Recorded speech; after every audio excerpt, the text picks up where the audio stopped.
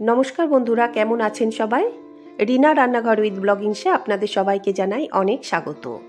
आज आमी जे रेसिपिटा आपनादेर साथे शेयर करछि एटा गरम भातेर साथे खेते लागे असाधारण एबं एटा बानाते समयो लागे खूब कम।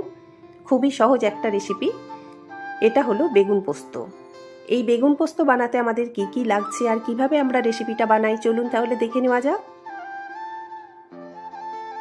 প্রথমেই আমি দুটো বেগুন এরকম ডুমো করে কেটে নিয়েছি আর একটা টমেটো এরকম ডুমো করে কেটে নিয়েছি। এখন বেগুনের মধ্যে বেগুনের পরিমাণ অনুযায়ী দিয়ে দিলাম নুন,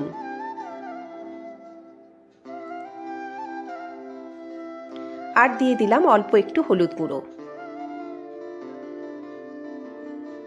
এখন নুন আর হলুদ গুঁড়োটা বেগুনের মধ্যে খুব ভালো করে মাখিয়ে নেব।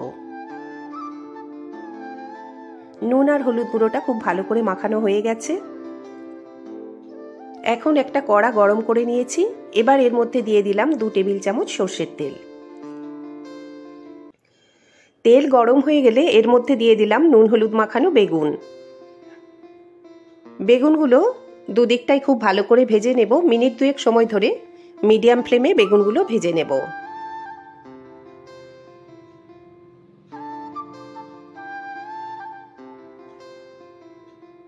বেগুনগুলো একটু লাল করে ভেজে নেব। এক দিকটা ভাজা হয়ে গেলে অন্য দিকটা উল্টে দিচ্ছি।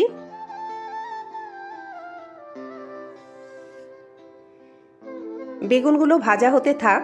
এখন আমি পোস্তটা পেস্ট করে নেব। নিয়ে নিলাম 3 টেবিল চামচ পোস্ত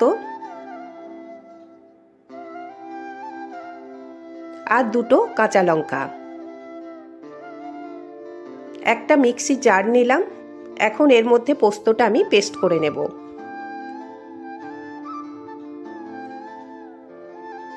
পোস্তটা আমার পেস্ট করা হয়ে গেছে। এদিকে বেগুনগুলোও দেখুন লাল করে ভাজা হয়ে গেছে।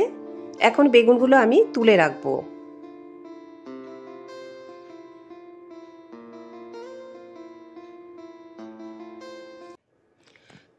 কড়াতে আবারও দিয়ে দিলাম 1 টেবিল চামচের মতো সরষের তেল। তেল গরম হয়ে গেলে দিয়ে দিলাম 1/4 চা চামচ কালো জিরে। কালো জিরেটা অল্প নাড়াচাড়া করে একটু ভেজে নিলাম। এবার এর মধ্যে দিয়ে দিলাম কেটে রাখা টমেটো। টমেটোটা দিয়ে মিনিট খানেক সময় ধরে মিডিয়াম ফ্লেমে একটু ভেজে নেব। টমেটোর পরিমাণ অনুযায়ী দিয়ে দিলাম নুন। বেগুনের মধ্যে নুন দেওয়াই আছে, তাই নুনের পরিমাণটা বুঝেই দিলাম।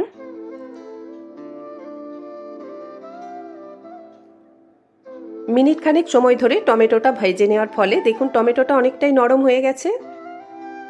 এখন এর মধ্যে আমি দিয়ে দিলাম পোস্ত বাটা।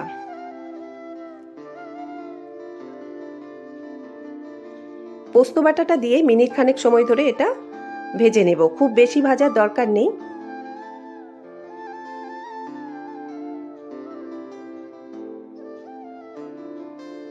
মিনিট খানেক সময় ধরে পোস্তটা ভেজে নিয়েছি। এবার এর মধ্যে আমি পোস্তর বাটিটা ধুয়ে অল্প একটু জল দিয়ে দিলাম। খুব বেশি জল দেব না, কেননা এখানে বেগুন ভাজাই রয়েছে, তাই এটা রান্না করতে আর বেশি সময় লাগবে না।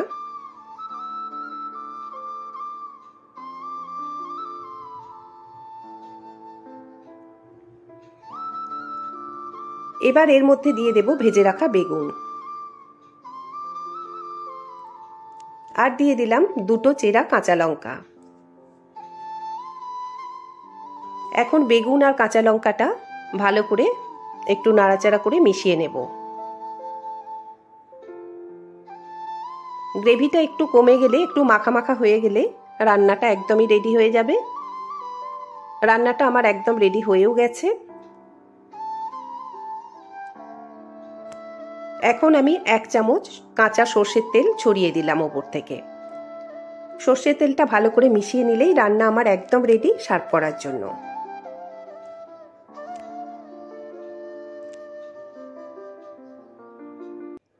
তাহলে বন্ধুরা কেমন লাগলো আজকের আমার রেসিপিটা অবশ্যই আমাকে কমেন্টস করে জানাবেন। যদি ভিডিওটা ভালো লাগে তাহলে আমার চ্যানেলটিকে লাইক সাবস্ক্রাইব করে পাশে থাকা বেল আইকনটি অবশ্যই প্রেস করে দেবেন। তাহলে আমি কোনো ভিডিও আপলোড করলে নোটিফিকেশান আপনাদের কাছে পৌঁছে যাবে। সকলে ভালো থাকবেন, সুস্থ থাকবেন। দেখা হবে আবার নতুন কোনো ভিডিওতে। ধন্যবাদ।